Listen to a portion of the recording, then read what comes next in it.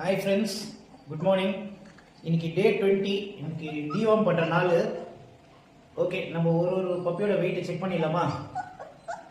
Okay guys,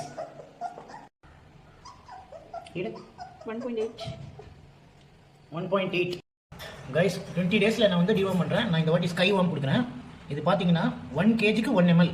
இது அப்ராக்சிமேட்டாக இந்த 3 பப்பி வந்து 1.6 இருக்குது. ஸோ 1.6 ml ஈச் பப்பிக்கு. வாங்க இப்போ அதுக்கு எப்படி டிவார்ம் பண்ணுறதுன்னு பார்க்கலாம். ரைஸ் இப்படி தான் சிரிஞ்சில் கரெக்டாக 1.6 ml வச்சுட்டு நான் பப்பியை மேலே பார்த்த மாதிரி வச்சுட்டு அதை லிக் பண்ணி சாப்பிடணும். இது ஃபஸ்ட்டு டிவார்ம் 20 டேஸில் நான் பண்ணுறேன். ஃபஸ்ட்டு பப்பி இது. இந்த செகண்ட் பப்பி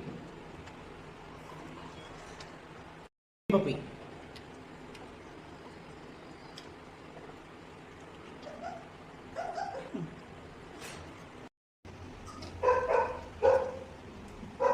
third puppy.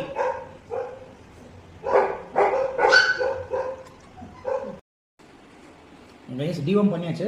பண்ணிட்டு ஒரு 1 hour கழிச்சு தான் 1.5 hour கழிச்சு தான் மதர் கிட்ட ஃபீடிங் வைக்கணும். ஸோ பப்பி எல்லாம் ரெஸ்ட்டில் இருக்காங்க. End of day 20 guys.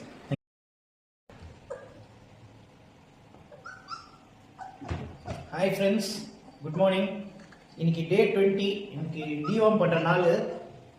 Okay, நம்ம ஒரு பப்பியோட வெயிட்டை செக் பண்ணிடலாமா? ஓகே கைஸ்,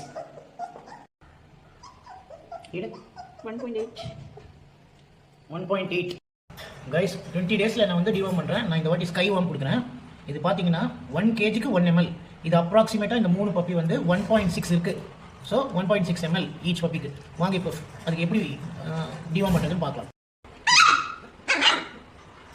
ரைஸ் இப்படி தான் சிரிஞ்சில் கரெக்டாக 1.6 ml வச்சுட்டு நான் பப்பியை மேலே பார்த்த மாதிரி வச்சுட்டு அதை லிக் பண்ணி சாப்பிடணும். இது ஃபஸ்ட்டு டிவார்ம் 20 டேஸில் நான் பண்ணுறேன். ஃபஸ்ட்டு பப்பி இது. இந்த second puppy puppy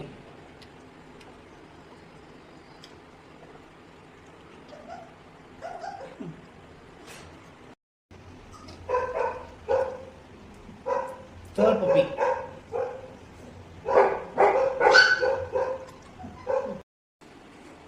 guys, deworm பண்ணியாச்சு.